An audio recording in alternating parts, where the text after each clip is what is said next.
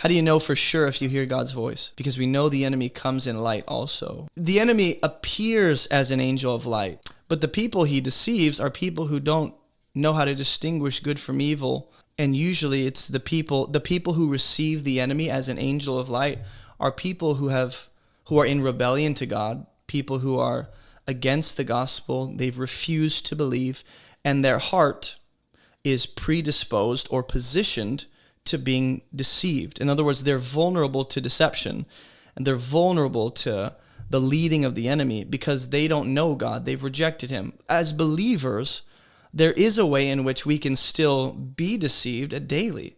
The flesh is deceitful, the world is deceitful, the enemy is deceitful. But in John chapter 10, and I want to take you here, it says when he's brought out all of his own, he goes before them.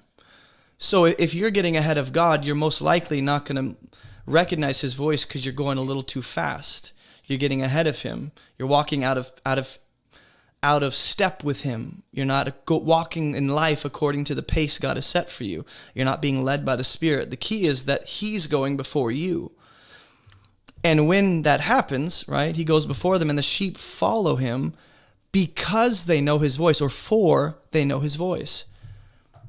So if a believer knows the voice of God, and this is addressing your question, all for one, you're essentially saying, how do we know the voice of God? This goes back to Lakeisha's question, you spend more time in his word. You meditate on his truth. You surround yourself all day as much as you can with the truth of God through worship, through scripture being read to you, through other believers and having conversation about the Bible, through listening to sermons, godly, biblical, theologically sound sermons. By listening to sound biblical teachers, by reading the Bible yourself, you begin to know the voice of God. You become familiar with his voice, and therefore you'll begin to recognize his voice easier. But that doesn't guarantee you will. It just makes it easier to recognize his voice. Just like I can recognize my wife's voice, not because she's a stranger, but because we're familiar with each other for years.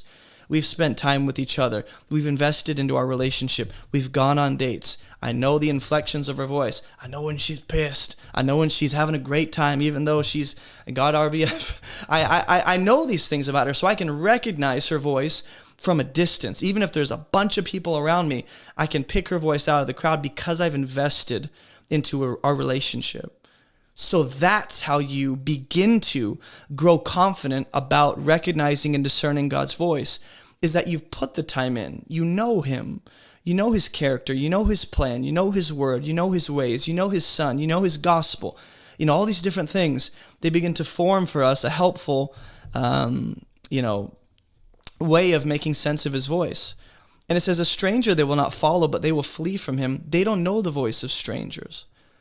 So as believers, we should not be familiar with the voice of strangers. And you're going, that's too lofty. Break that down. Okay, practically, the music you listen to, the shows you watch, the video games you play, the people you hang out with, the thoughts that you meditate on all day, all of that plays a role in whether or not you'll recognize the voice of God. Because the voices that you surround yourself with the most are going to be the most familiar to you. So if I surround myself with worldly voices and I watch worldly garbage and I listen to worldly music and I surround myself with worldly people all day, every day, and we just talk worldly conversations, meaning Antichrist, then what I'm doing is I'm meditating on that which is against God mostly. And so the voice that you surround yourself with most becomes the voice that you're most likely going to listen to and follow and not even realize that you're giving your ear to. So we have to be careful. I hope that answers your question some way. The way you know, I can't tell you, hey, that's from God, that's not, unless it's like very clear.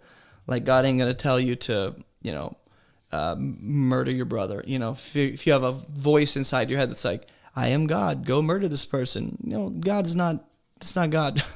Because we know his word, we know his character. Or if God says, if you think, well, God's telling me he's going to provide for me as I steal from that person. It's not God. His word makes it very clear not to murder, not to steal. So, you begin to test the thoughts, the inclinations, the ideas that you have in your head, you test that against the scripture. You have to have a standard for determining the voice of God and measuring that. Hey, thanks for watching this video. If you haven't already subscribed, go ahead and do that and hit the bell so you can be notified of any future videos that come out. And check out AboveReproachMinistry.com. We have completely free Bible study courses, a 40-day program, a 27-day, and 11-day program, all kinds of free resources. You can get a copy of my book. You can join our online church. You can get some merch. We have a bunch of stuff at AboveReproachMinistry.com. And it's also linked in the description below. Go check that out. And thanks for watching.